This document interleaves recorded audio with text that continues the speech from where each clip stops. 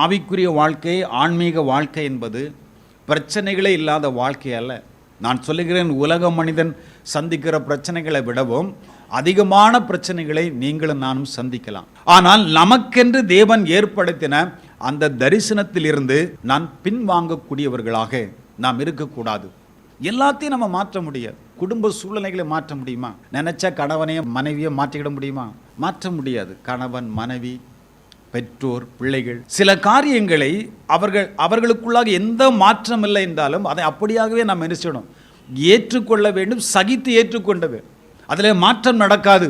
ஆனாலும் சோர்ந்து போக வேண்டாம், காலதாமதமாக வரலாம்.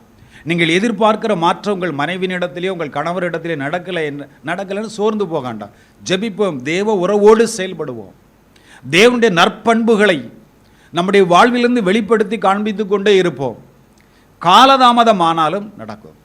ஆனால் சில அப்படி இல்லை என்றாலும் தேவ கிருபையும் தேவ பலனும் நம்ம என்ன தெரியுமா, பலப்படுத்தி நம்ம நடத்தக்கூடியதாக காணப்படுகிறது. வேலை ஸ்தலங்களிலும் சில சூழ்நிலைகள் எல்லாவற்றிலும் மாற்றங்கள் உடனடியாக வருவதில்லை. அநேகரை எப்படி தெரியுமா முறுமுறுக்கிறாங்கன்னா, மற்றவங்களோடு நம்முடைய வாழ்க்கையை ஒப்பிட்டு பார்க்கிறோம். அவங்கள ஒப்பிட்டு பார்த்து அவங்களுக்கு அது நடந்திருக்கு, எனக்கு இப்படி நடக்கலையே. நமக்கு கொடுக்கப்பட்ட அந்த வாழ்வை நம்ம சந்தோஷம் இல்லாதபடிக்கு, சமாதானம் இல்லாதபடிக்கு நம்மை ஒரு வேதனைக்குள்ளாக நம்மையே உருவ குத்தி கொள்ளுகிறோம்.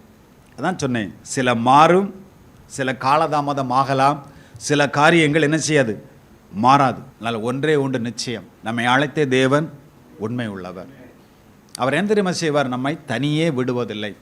எந்த சூழ்நிலையிலும் சாதிக்கிற விஷயமாக இருந்தாலும் சரி, அது சகித்து கொள்ளுகிற விஷயமாக இருந்தாலும் சரி, அவர் கூடவே இருந்து அவரோடு வைத்து கொண்ட அந்த உறவும் அந்த ஐக்கியமும் நம்மளை என்ன தெரியுமா செய்யும், சரியாக நடத்தக்கூடியதாக காணப்படுகிறது. ஏனென்றால் அற்புதமான அதிசயமான காரியங்களை செய்கிற தேவன் அவர் நம்மோடு இருக்கிறார்.